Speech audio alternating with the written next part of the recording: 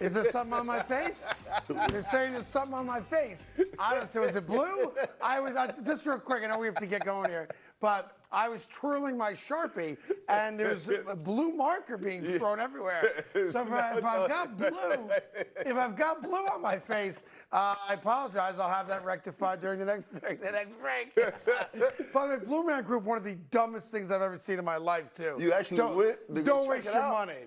Wow. It is the worst. In any event, it looks like we're doing first in football there. So go ahead, Jacoby. We're doing first in football, and we start with the Dallas Cowboys. Their safety, Malik Hooker, went on a podcast to talk about his teammate, Micah Parsons, and his podcast.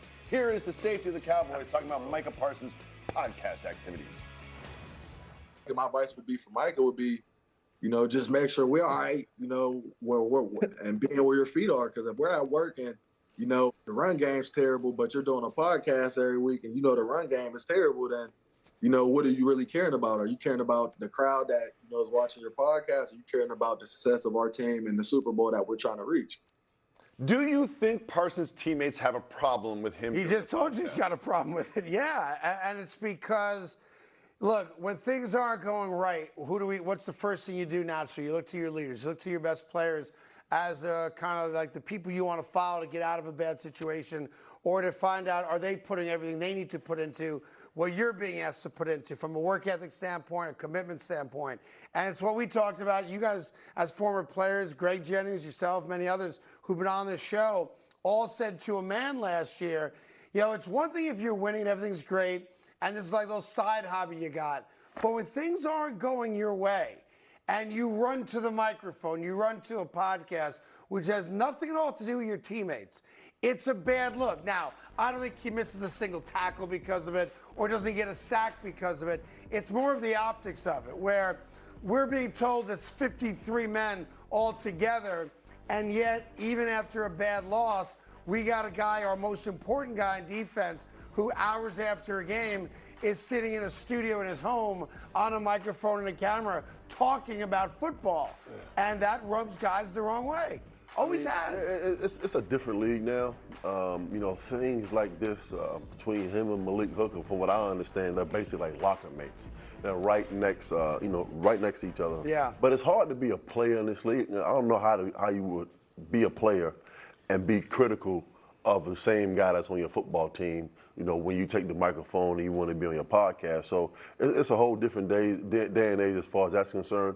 But I don't like to see the guys bring this outside of the locker room. Right. You know what I mean? Sit down beside each other. You guys work together and come to a common ground and have a conversation, because now when you get to training camp, this is going to be the topic of discussion. Of course it is. We're not even talking about football yet. We're talking about Malik Hooker and Micah Parsons, two guys that are on the same defense. And the first day of training camp, they're going to walk to Malik Hooker and say, do you have a problem with Micah Parsons? 100%. And now this whole thing is, may boil out of control. But things like this, they create strife in the locker room between guys and team. And I think what Jacoby said at the start is like, is there anything more 2024 professional athlete than one guy responding to another guy's podcast on a podcast, right? Yeah. But what you're talking about is right. It's like, I always go back to your playing days because I can relate to it. I haven't covered it. I remember when the whole thing came out about Eli Manning being skittish, and then that's all everybody wanted to ask you guys about. And then Eli was asked if he's elite. You may remember that whole storyline here, and he had the great line, I think it was his line, you can't spell elite without Eli. Right, that whole thing. But it becomes all anybody wants to talk about. And you're right.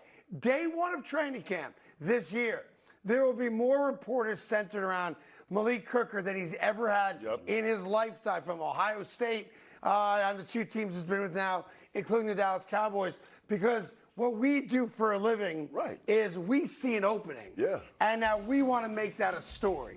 We want you guys to be at odds with each other because it sells, or these days, clicks, right? And that's exactly what they're going to try to do. They're going to try to, push the narrative on this whole situation and try to drive just a little bit of strife in between these two guys, and it just creates a lot of problems. But it's on them. It's their fault. They created the situation. Yeah. So, but I like what you said. Look, if you have a problem, deal with it in-house. Once you take it to social media, you can't control it anymore. If you do it privately, man-to-man, we can control it.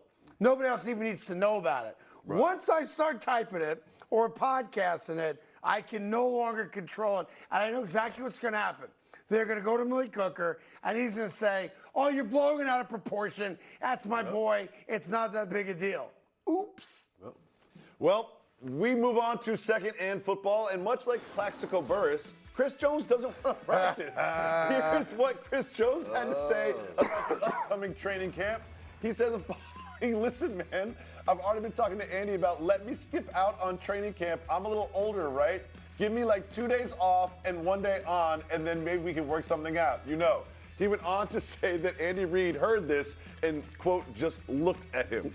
Yeah. What do you think? Is this a bad look for the Chiefs that Chris Jones doesn't want to go to training? My gut is that this is the difference between hearing something and reading something. And I did not hear it. I've only read it. But my gut is if you heard Chris Jones say it, you would know it was tongue-in-cheek. Absolutely. And he was laughing about it.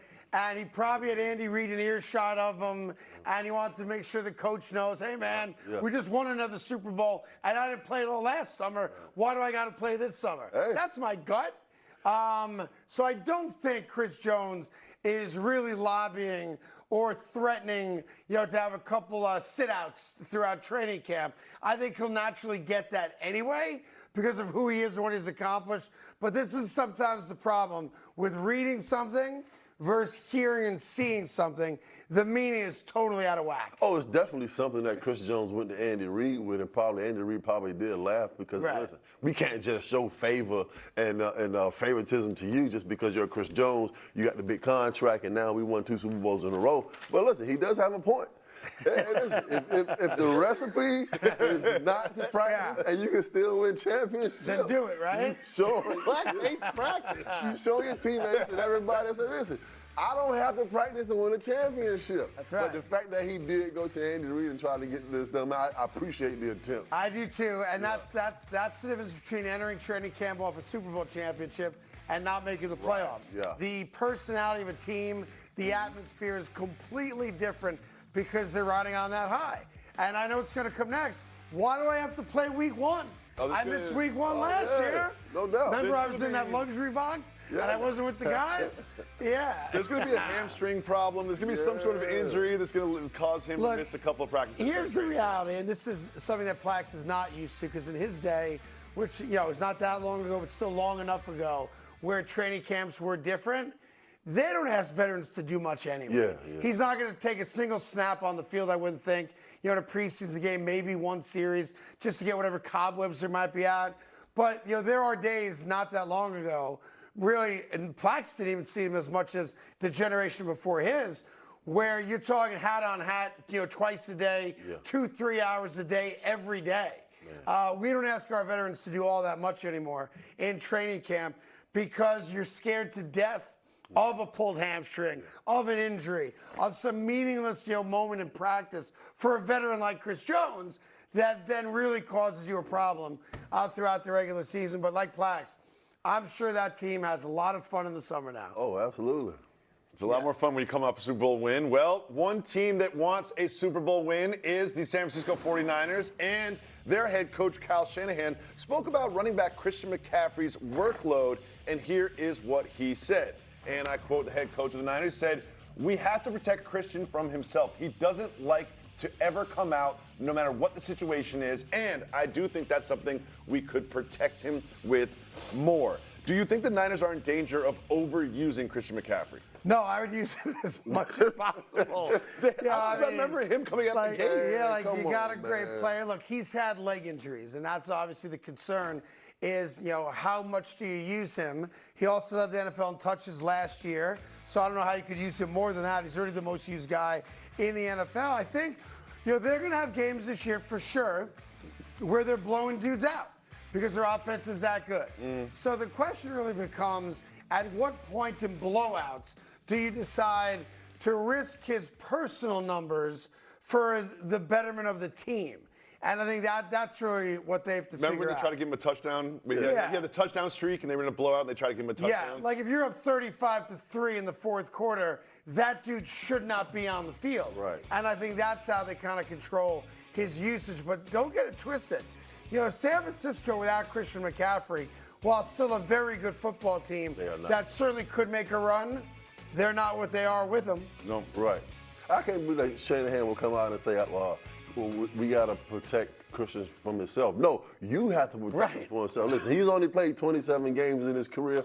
He's already touched the ball 550 times in 27 games. Yeah. He's touching the ball almost 20 times a game. Which so you got to protect It's on him because you know what? You and this organization is riding him like Seabiscuit. So y'all got to put the onus on somebody else other than Christian McCaffrey. That's exactly what they're doing. I had to look up who the 550 backup touches. was because he never comes out of the game. No, by the way, and that is not a coach's dream, right? A, arguably your best player, certainly one of your best players. Never wants to come out of the game. And I'll give him credit for something else. He got married this past weekend and got married at the right time of year. This way you get married, you enjoy the honeymoon, and all of it happens before training camp. There's a couple still shots from the McCaffrey wedding. And the thing I love most about it